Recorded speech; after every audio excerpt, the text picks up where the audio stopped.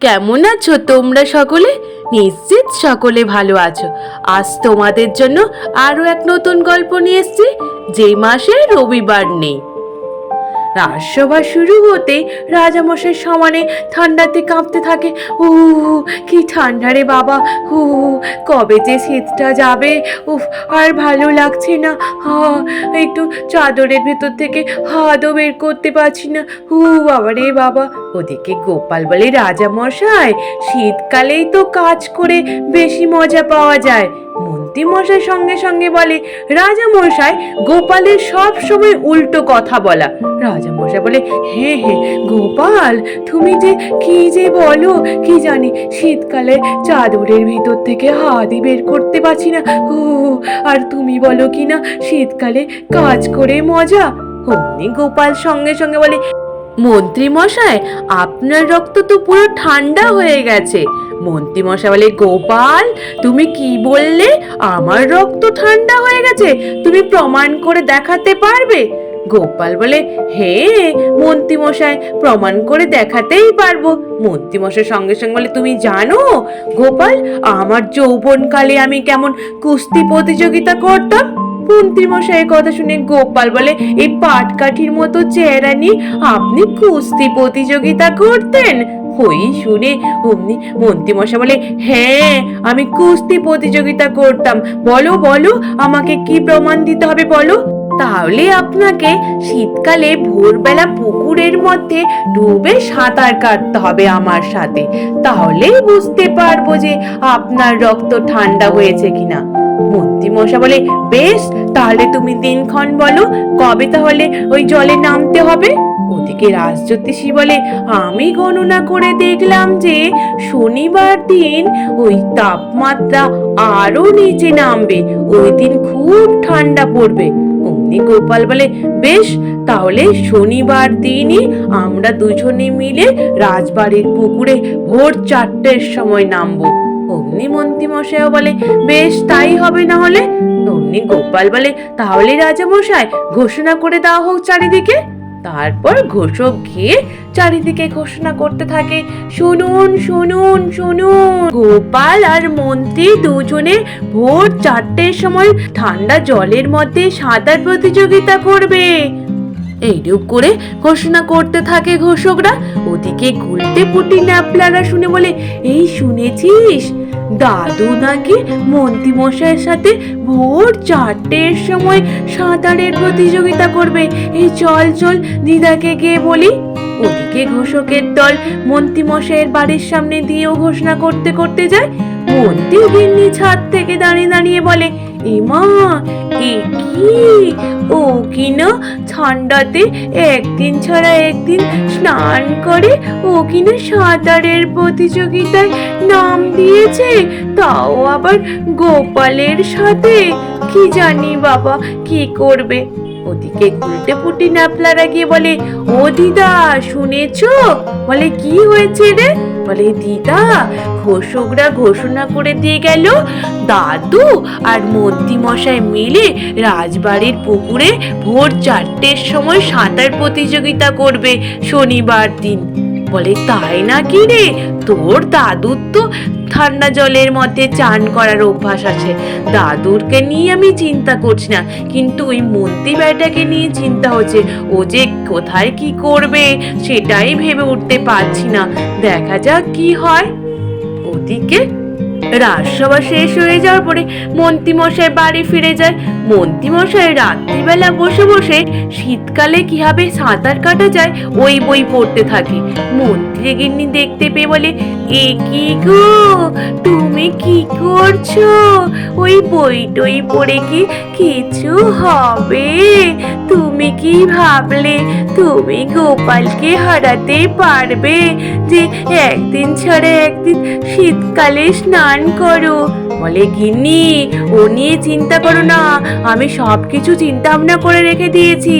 বলে, কি চিন্তা করেছো তুমি? বলে আমি চিন্তা করেছি এক ধরনের মাছের তেল রয়েছে, ওই তেলটা গায়ে মেখে যদি আমি জলে নামি তাহলে আমার ওই ঠান্ডা বরফ জলটাও পুরো গরম জলের মতো লাগবে, একটুও আমার গায়ে ঠান্ডা লাগবে না। মধ্যে গিয়ে বলে কি জানি বাবা, তুমি গায়ে উনুন নিয়ে নামবে কিনা বলতে পারবো না, তারপর শেষমেশ যে কি হবে কে জানে। মূর্তিমশাই বলে গিন্নি আমায় তুমি উৎসাহ দাও যাতে আমি পারি, বুঝলে। ওদিকে গোপাল বাড়ি যেতে গোপালের গিন্নি আর নাতি নাতনিরা বলে কি গো দাদু, তুমি কি সাঁতার প্রতিযোগিতায় নাম দিয়েছো? বলে হ্যাঁ রে। তারপর সাঁতার প্রতিযোগিতার দিন ভোরবেলা সকলে মিলে পুকুর পাড়ে গিয়ে উপস্থিত হয়। ওদিকে গোপাল বলে কি মন্ত্রী মশাই, নামুন নামুন, দাঁড়িয়ে থাকলে হবে, জলের মধ্যে নামুন। মন্ত্রী মশাই ঠক ঠক করে কাঁপতে কাঁপতে বলে গোপাল তুমি নামো আগে, তারপর আমি নামছি। গোপাল এক লাফ দিয়ে জলের মধ্যে নেমে বলে উহ কি আরাম লাগছে। ওদিকে মন্ত্রীমশাই সমানে ঠক ঠক করে কাঁপছে। গোপালের গিন্নি বলে আমি জানতাম তুমি পারবে জলে নামতে ঠান্ডার মধ্যে, তাহলে তো মন্ত্রীমশাই হেরে যাবে আর আমরা তাহলে ভালো মন্দ খাবো, কারণ মন্ত্রীমশাই তো বাজি রেখেছেন, বলেছেন হেরে গেলে খাওয়াবেন বলে। ওদিকে মন্ত্রীর গিন্নি রাগে ফোঁস করতে থাকে, বলে আমি কিছুতেই গোপালের গিন্নির কাছে হারতে চাই না, আমি তোমাকে জলে নামাবই, তুমি কিনা তেল মেখেছিলে যে। মন্ত্রীমশাই তখন বলে হ্যাঁ গিন্নি মেখেছিলাম তো, তবুও তো ঠান্ডা লাগছে আমায়। মন্ত্রীর গিন্নি বলে আমি কোনো কথা শুনতে চাই না, তোমায় ওই জলে চান করতেই হবে। অমনি বলে জোরে ধাক্কা মেরে ওই জলের মধ্যে ফেলে দেয়। সঙ্গে সঙ্গে মন্ত্রীমশাই ও বাবা রে মরে গেলাম কি ঠান্ডা বলে ছুটে উপরে উঠে চলে আসে। ওদিকে গোপাল জলের মধ্যে তখনও দাঁড়িয়ে থাকে। রাজা মশাই বলে তাহলে মন্ত্রীর রক্ত তাহলে ঠান্ডা আর গোপাল জিতে গেল এই প্রতিযোগিতায়, তাহলে মন্ত্রী মশাই এবার তাহলে খাওয়াবে। ওদিকে মন্ত্রী গিন্নি বলে আমার মুখটা পুরো পুড়িয়ে রেখে দিল গোপালের বউর সামনে, ও হেলে ধরতে পারে না, ও কিনা কেউটে ধরতে এসছে। পরের দিন রাজসভা শুরু হতেই রাজা মশাই বলে কি মন্ত্রী হেরে তো গেলেই, তাহলে তোমার রক্ত তো ঠান্ডা, তাহলে কবে খাওয়ানোর দিনক্ষণ ঠিক করছো? গোপাল বলে মন্ত্রী মশাই তাহলে এবার বলুন কবে খাওয়াবেন বলুন, কারণ হেরে তো গেছেনি। মশাই বলে খাওয়াবো, যখন বলেছি খাওয়াবো ঠিকই, কিন্তু তোমায় খাওয়াবো যে মাসে রবিবার নেই ওই মাসে খাওয়াবো। ওই কথা শুনে অমনি সভাসদরা বলে এ কি কথা, এ কখনো হয় নাকি, কোনো মাসে রবিবার নেই, এটা কি করে সম্ভব? রাজা মশাই বলে তাহলে মন্ত্রী তুমি কি খাওয়াতে চাইছো না? গোপাল বলে রাজা মশাই খাবো যখন বলেছি মন্ত্রী মশাইয়ের ঘাড় ভেঙেই খাবো। রাজা মশাই বলে গোপাল ছাড়ো, মন্ত্রী যখন খাওয়াতে চাইছে না আমি বরং এই শীতের মধ্যে তোমাদের সকলে খাওয়া দাওয়ার আয়োজন করি। গোপাল বলে একদমই না রাজা মশাই, আপনি কেন খাওয়াতে যাবেন? মন্ত্রী মশাই হেরেছেন, মন্ত্রী মশাই খাওয়ানোর বাজি রেখেছিলেন আর মন্ত্রী মশাইকেই তো খাওয়াতেই হবে না। রাজা মশাই তখন বলে গোপাল সে তো বুঝলাম, কিন্তু কোন মাসে রবিবার নেই সেটা তুমি কি করে পাবে? গোপাল বলে তার জন্য একটু অপেক্ষা করি, ঠিক আমি পেয়ে যাব। তারপর রাজসভা শেষ হয়ে যায়। ওদিকে রাত্রিবেলা মন্ত্রীমশাই বাড়ি ফিরে যেতেই অমনি মন্ত্রীমশাইয়ের গিন্নি বলে এই কি গো তুমি তো হেরেই গেলে, তাহলে এবার হেরে গেছো যখন এবার ওদেরকে খাওয়াতেই তো হবে। মন্ত্রীমশাই বলে না না গিন্নি তুমি কি করে ভাবলে আমি খাওয়াবো? আমি এমন একটা বুদ্ধি এঁটেছি না, আর জীবনেও খাওয়াবো না ওদেরকে। বলে কি বুদ্ধি আঁটলে গো? বলে শোনো, বলেছি যে মাসে রবিবার নেই সেই মাসেই খাওয়াবো, এটা তো আর কখনোই সম্ভব নয়, সুতরাং আমি আর কোনোদিনও ওদের খাওয়াবো না। ওই শুনে মন্ত্রীর গিন্নি বলে, বাবা বাবা, খুব ভালো কাজ করেছো। তাহলে শোনো না, সামনে তো 25শে ডিসেম্বর আসছে, তাহলে চলো আমরা বাবার বাড়ি থেকে ঘুরে আসি গিয়ে। বলে, হ্যাঁ হ্যাঁ গিন্নি, একদম ঠিক বলেছো। তাহলে আমি কালকে রাজামশাইয়ের কাছে গিয়ে ছুটির কথা বলি, তারপর আমরা দুজনে মিলে চলে যাব বাবার বাড়ি। বলে, হ্যাঁ একদম ঠিক।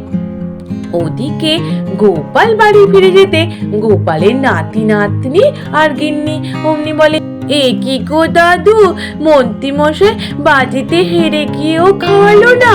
মন্ত্রী গিন্নি বলে, এ কি মন্ত্রী মশাই বাজিতে হেরে গিয়েও এরূপ করে তোমাদের ঠকালো, খাওয়ালো না? গোপাল বলে, খাবো তো গিন্নি, অবশ্যই। মন্ত্রী মশাই বলেছেন যে মাসে রবিবার নেই ওই মাসেই খাওয়াবে। আমাকে তো এখন খুঁজতে হবে না কোন মাসে রবিবার নেই। ওদিকে নাতি নাতনিরা বলে, দাদু দাদু জানো, বড়দিনের জন্য মেলা বসেছে, দাদু যাবে আমাদের মেলা দেখাতে? বলে, বড়দিন কবে রে? অমনি ওরা বলে, 25শে ডিসেম্বর। তো ওই তো আর 1 সপ্তাহ বাকি আছে দাদু। তুমি তাহলে মেলা যে বসেছে আজকে আমাদের বিকেল বেলা নিয়ে যাবে? বলে, হ্যাঁ বেশ, তোদের সকলকে নিয়ে যাব।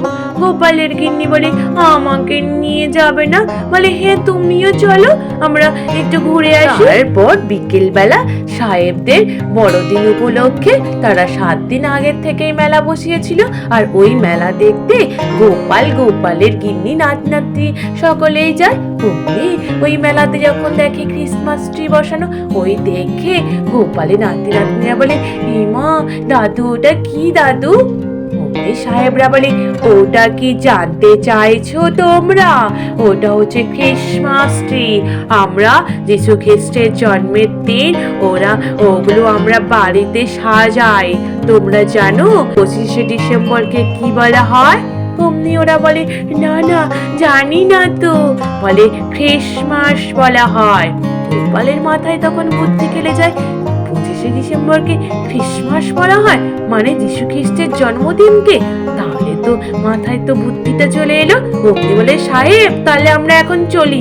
তারপর সকলে মিলে বাড়ি ফিরে আসে। পরের দিন গোপাল রাজসভায় সবকিছু চিন্তা ভাবনা করে রাজসভায় রাজসভা শুরু হতে মন্ত্রী মশাই বলে, রাজা মশাই সামনে তো 25শে ডিসেম্বর আসছে, তাই ভাবছি 1 সপ্তাহের জন্য ছুটি নিয়ে একটু শ্বশুর বাড়ি যেতে চাইছি।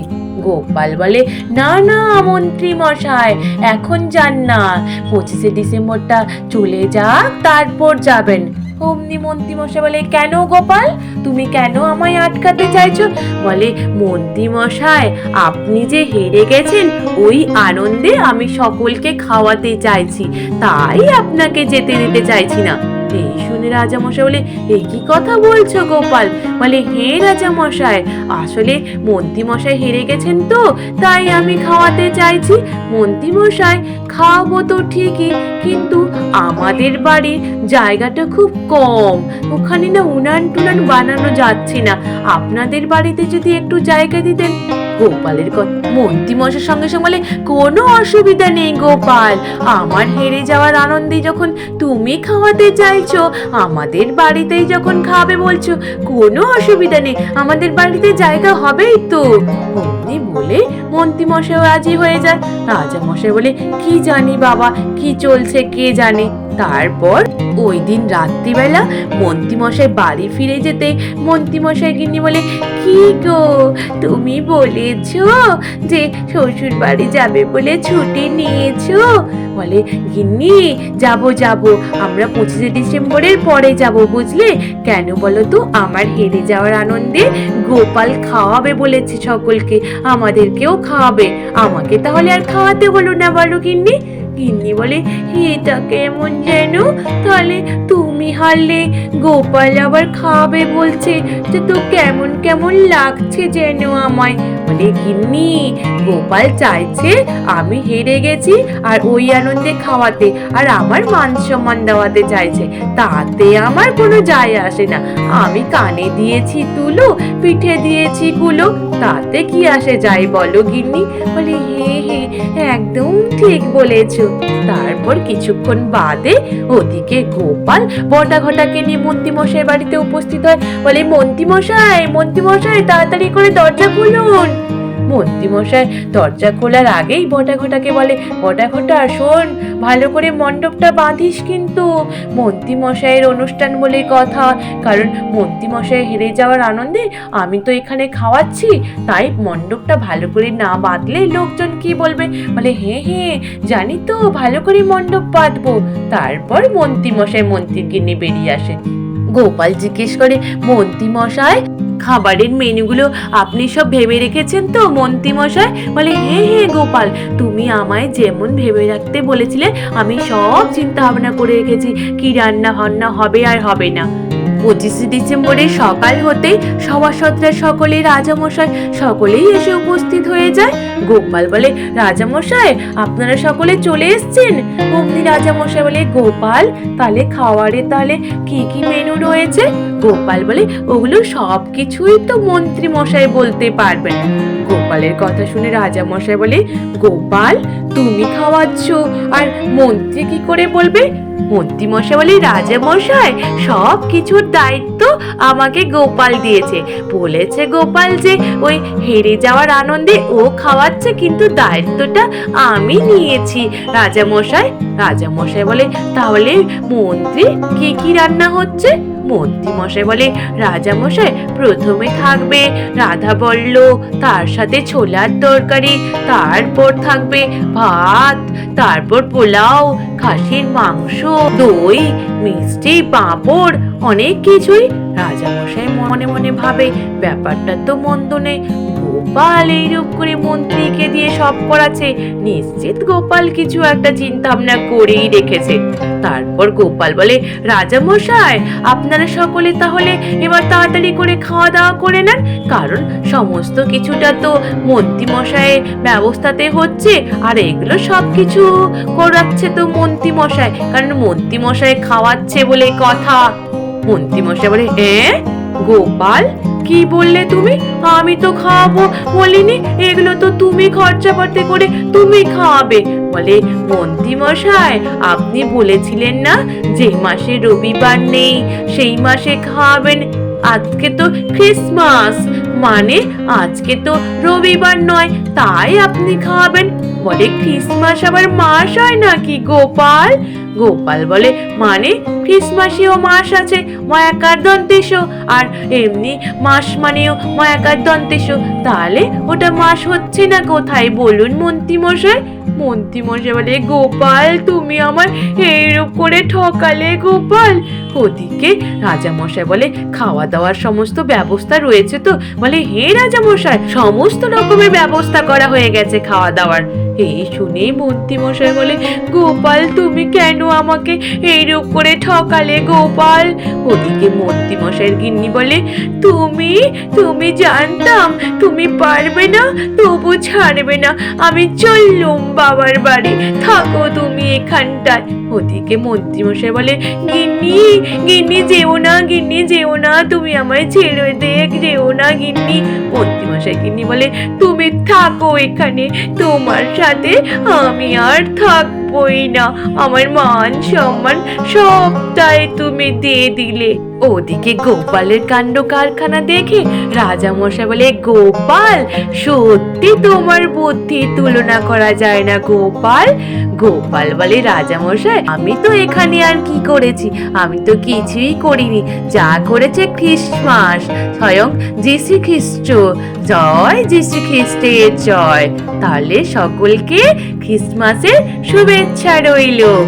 আজ এই পর্যন্ত, নিশ্চিত তোমাদের সকলের ভালো লেগেছে, আর যদি ভালো লেগে থাকে তাহলে একটু লাইক আর সাবস্ক্রাইব করে দিও, আর তোমরা সকলে ভালো থেকো, কেমন?